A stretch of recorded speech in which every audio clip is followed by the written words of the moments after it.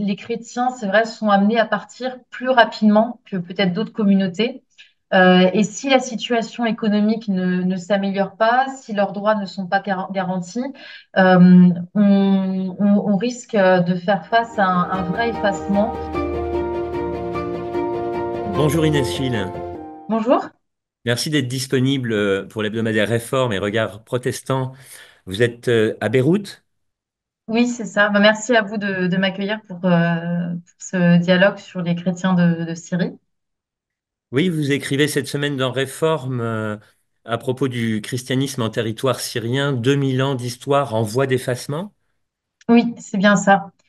Donc j'ai été en Syrie en décembre après la chute de Bachar el-Assad et là-bas je me suis principalement concentrée sur Damas parce que je voulais pas m'éparpiller et j'ai rencontré plusieurs membres de la communauté chrétienne en Syrie, enfin des communautés puisque évidemment elles sont multiples et principalement des membres de l'Église latine à Damas et des Grecs orthodoxes qui, on va dire, forment le gros des chrétiens en Syrie.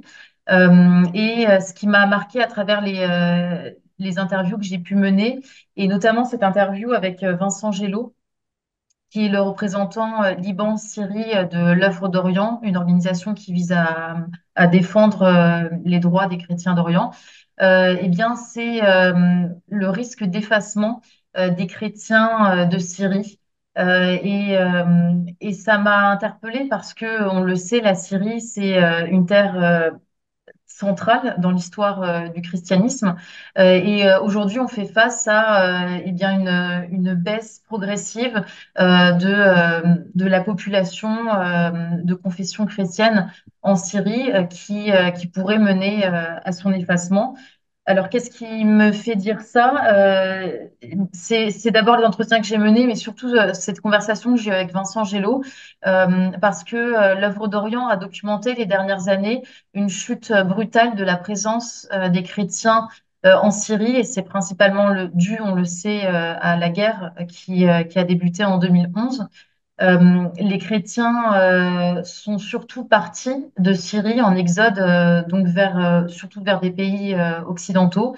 Et on a du mal à savoir les chiffres exacts. Ça, c'est important de le souligner. Il n'y a pas eu de recensement officiel de la présence chrétienne parce que c'est très difficile avec la guerre dans le pays. Mais l'œuvre d'Orient parle d'une baisse de 85% de la population syrienne de confession chrétienne dans le pays depuis 2011. Donc c'est considérable. Il y avait à peu près 2 millions de Syriens chrétiens en 2011. Donc là, on parle de moins d'un million de Syriens chrétiens. Et aujourd'hui, la grande question qu'on se pose, c'est qu'est-ce qui va se passer après tous ces bouleversements qu'a connu la Syrie depuis décembre. Est-ce que la situation économique va s'améliorer et permettra aux Syriens et notamment aux chrétiens de pouvoir vivre paisiblement, normalement dans ce pays? Et puis, eh bien, avec la présence des rebelles qui sont issus de groupes islamistes, est-ce que les chrétiens vont pouvoir continuer à vivre dans ce pays? C'est les grandes questions qu'on se pose aujourd'hui.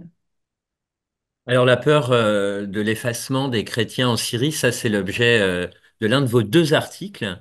Et dans l'autre, vous parlez des rencontres que vous avez faites et des témoignages d'autres chrétiens que vous avez rencontrés à Damas. C'est un vrai voyage à Damas que vous nous faites faire. Des chrétiens qui se trouvaient entre espoir et peur. Oui, c'est ce que j'ai noté. Alors, c'est important évidemment de pas fermer les chrétiens dans euh, une sorte d'essentialisation parce que chacun a une expérience différente vis-à-vis du régime, mais aussi vis-à-vis des rebelles. Chacun a son histoire, mais c'est vrai qu'au fil des entretiens, j'ai remarqué qu'ils étaient un petit peu bloqués entre cet espoir, parce que je crois que la majorité des Syriens, chrétiens inclus, sont soulagés de la chute de Bachar el-Assad, qui est un régime, on peut le dire, sanguinaire, criminels qui utilisaient le racket aussi des populations civiles. Ils espèrent pouvoir, sur la chute de ce régime dictatorial qui avait un demi-siècle, qui était depuis un demi-siècle, ils espèrent pouvoir construire quelque chose de nouveau. Donc, il y a quand même beaucoup d'espoir dans le pays. Mais évidemment mêlé à de la crainte, puisque tout ça et la construction d'une nouvelle Syrie fait face à un flou immense, et notamment pour les chrétiens, parce qu'on le sait, les nouveaux leaders syriens sont issus de groupes islamistes. Et donc, les questions sont immenses parmi les chrétiens. Ils se demandent quelle sera leur place dans la Syrie de demain. Est-ce qu'ils auront leur mot à dire? Parce que je l'ai dit, la population a baissé, et quand vous êtes moins présent qu'avant, eh bien, vous avez cette peur de ne plus pouvoir avoir votre mot à dire au sein du pouvoir en fait qui va déterminer la Syrie de demain. Et il se pose aussi la question du risque d'exaction parce que il y a eu beaucoup d'émotions en fait parmi les chrétiens de Syrie avant le départ de Bachar el-Assad, enfin sa chute. Il y avait une peur immense des groupes rebelles islamistes, parce qu'on leur disait, s'ils arrivent à Damas, ils vont vous massacrer, ça va être un bain de sang. Donc les gens m'ont raconté qu'ils avaient vraiment cette peur de mourir si les rebelles arrivaient à Damas. On l'a vu, ça ne s'est pas passé comme ça. Au contraire, même, il y a eu beaucoup de messages d'apaisement vis-à-vis des dirigeants, des nouveaux dirigeants syriens qui ont dit, non, vous pouvez faire Noël, vous pouvez faire votre religion comme vous le sentez, chacun est libre de pouvoir pratiquer sa religion. Et donc, les personnes que j'ai interrogées m'ont dit, on a été un peu surprises, on a été rassurés. Néanmoins, même si les nouveaux dirigeants veulent se montrer rassurants, et d'ailleurs ils ont rencontré à plusieurs reprises des représentants des communautés chrétiennes pour pouvoir échanger et les rassurer, eh bien les chrétiens ont peur de certains éléments plus radicaux qui sont peut-être difficiles à tenir. Et autour de la période de Noël, il y a eu des craintes parce que il y a eu des rumeurs avant Noël que des groupes radicaux, des éléments radicaux ne leur laisseraient pas fêter Noël comme ils le voulaient. Il y a eu aussi ce sapin de Noël à Souk El Haïbia, c'est une ville à côté de Hama, qui a été brûlée par, on le pense, voilà, des personnes particulièrement extrêmes. Et donc, il y a eu un climat aussi qui fait que si on est rassuré par les nouveaux dirigeants, il y a aussi une crainte de certaines personnes qui sont difficiles à contrôler. Et c'est vrai que c'est ce qui ressortait beaucoup des entretiens que j'ai menés. Peut-être un dernier élément, parce que les chrétiens, comme l'ensemble des Syriens, sont très, très affectés par la crise économique qui sévit en Syrie depuis plusieurs années. Et je pense que l'espoir pour les chrétiens en Syrie, il est aussi à travers l'amélioration d'une situation économique. Parce que ça, c'est beaucoup ressorti dans mes entretiens. Les gens sont absolument étouffés par l'inflation. C'est une inflation très, très brutale en Syrie. Ils gagnent autour de 50 dollars par mois pour un niveau de vie qui est quand même relativement cher. Donc, la situation est très, très dure. Et il place aussi un certain espoir dans le nouveau régime, parce que il pense que cela pourra débloquer beaucoup de choses au niveau de leur situation économique. Inès Gilles, vous rédigez cette semaine depuis Beyrouth deux articles pour l'hebdomadaire Réforme. Vous vous êtes déplacé à Damas tout récemment. On découvre dans votre article les moments que vous passez avec vos interlocuteurs, des moments assez détendus, avec une vraie liberté de parole. J'imagine que c'est cela aussi l'espoir. Et vous avez rencontré le pasteur et docteur Harout Salimian, alors chef des protestants arméniens, c'est ça? Oui, c'est ça. Enfin, j'ai discuté avec lui en fait à travers le téléphone, parce que lui, il est à Alep. Donc, il est pasteur dans une église à Alep. J'ai rencontré un autre leader religieux qui est prêtre dans l'église latine. Mais Harout Salamian, on a discuté au téléphone, une longue discussion, puisqu'il m'a fait part à la fois de ses craintes, ses espoirs, et aussi de ce qu'il voyait vis-à-vis des fidèles qu'il rencontre. Et ça me paraît important parce que je voulais aussi le mettre dans cet article, parce que les représentants des communautés chrétiennes sont très actifs actuellement pour faire entendre leur voix pour la Syrie de demain. Euh, le révérend m'a indiqué que la priorité à l'heure actuelle, c'était de pouvoir participer à la rédaction de la future constitution. On le sait, avec le nouveau régime, une constitution va être établie. Et l'enjeu, en fait, c'est, en tant que chrétien, eh bien, de pouvoir faire partie de cette Syrie et de ne pas être considéré comme eh bien, des citoyens de seconde zone qui seraient tolérés dans une charia que le gouvernement installerait. L'enjeu, c'est d'être considéré comme des citoyens à part entière et donc, les représentants chrétiens comme Harout Salimian sont très, très actifs. Ils rencontrent les nouveaux leaders ils leur font part de leur volonté de participer au projet politique de demain. Ce qu'il m'a dit, c'est principalement, on va dire, c'est une sorte, j'utilise ces mots d'optimisme, optimisme prudent. C'est ce qu'il a utilisé comme mot, euh, optimisme prudent parce qu'il me disait les paroles, eh bien, elles sont ce qu'on attendait, ça nous rassure, mais ils attendent les actes. Il m'a souligné plusieurs points qui devaient eh bien, faire partie des discussions et qui font partie des inquiétudes des chrétiens pour la Syrie de demain. La priorité, eh bien, c'est la sécurité et la stabilité. Ça, je pense qu'on peut le dire de tous les Syriens. Ils ont une soif de sécurité après, là, ça fait près de 14 ans de guerre civile. Les chrétiens peut-être encore plus parce que c'est une minorité religieuse et ils ne veulent pas évidemment être la cible de persécutions dans le futur. Le deuxième objectif des représentants chrétiens, c'est de pouvoir avoir une représentation politique donc d'exister sur le plan politique, de participer aux futures élections. L'homme fort de la Syrie, Ahmad Shara, qui est plus connu sous le nom de Al-Joulani, a dit que, il y aurait des élections en Syrie d'ici 4 ans. Donc, voilà, comment les chrétiens pourront participer? Est-ce que d'ailleurs ce sera à travers des groupes chrétiens comme on le voit au Liban? Voilà, ça c'est aussi à voir dans le futur. L'autre objectif, enfin, l'autre priorité, c'est la question économique. Donc, j'en ai parlé, c'est l'amélioration de la situation économique pour tous les Syriens et dont les chrétiens. Un autre objectif dont il m'a parlé, c'est la préservation de l'identité.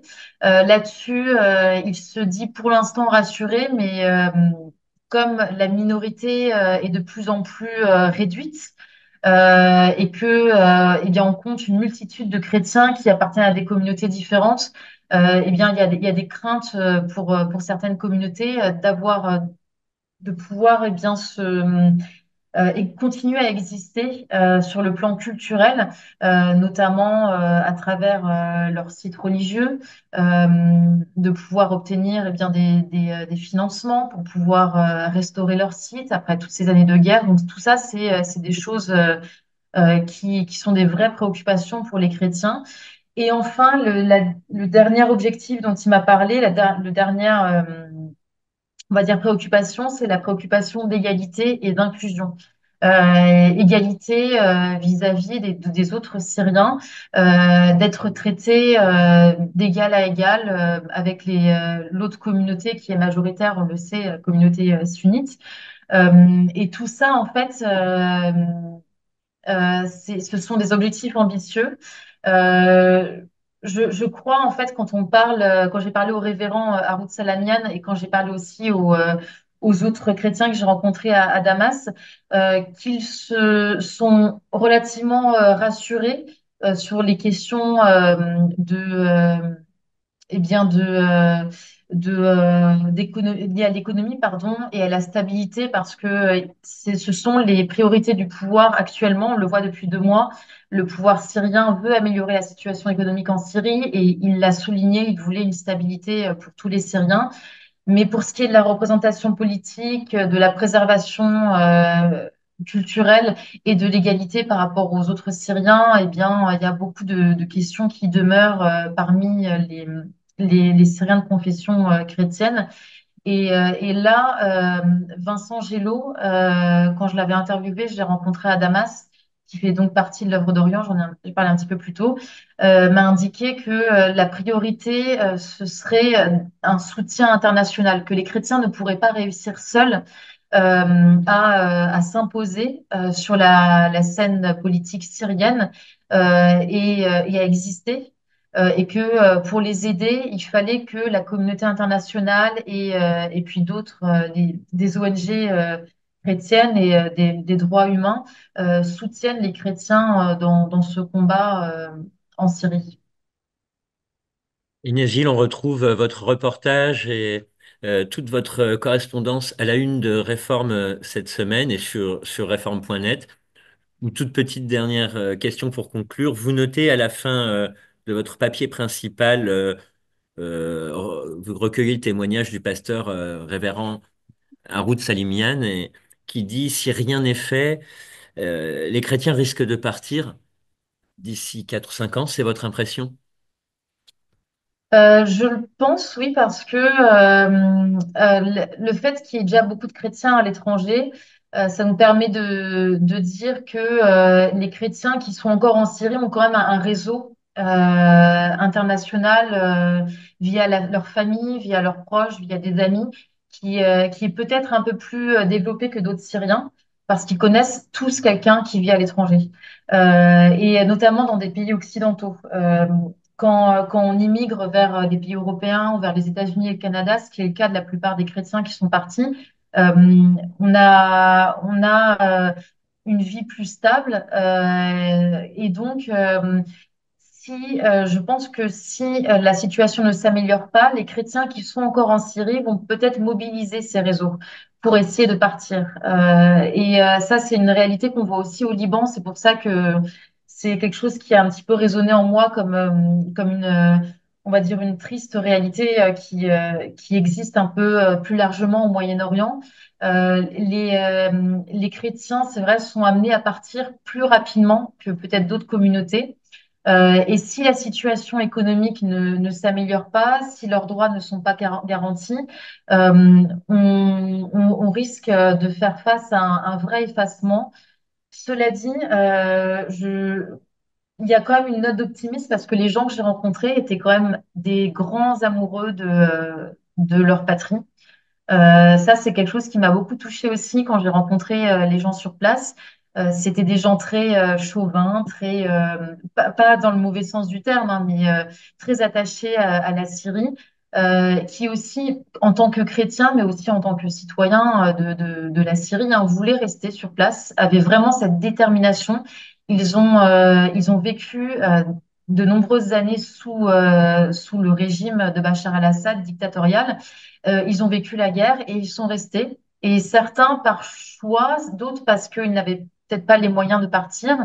Et ils sont très déterminés à rester, à exister, à continuer à vivre chez eux parce que je crois qu'ils le savent via les échos qu'ils ont d'extérieur.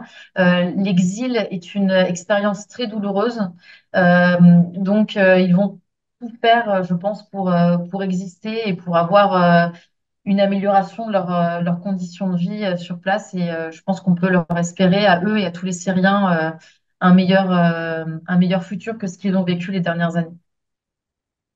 Merci Inès Gilles pour cette chronique syrienne depuis Beyrouth. Merci beaucoup. Merci à vous.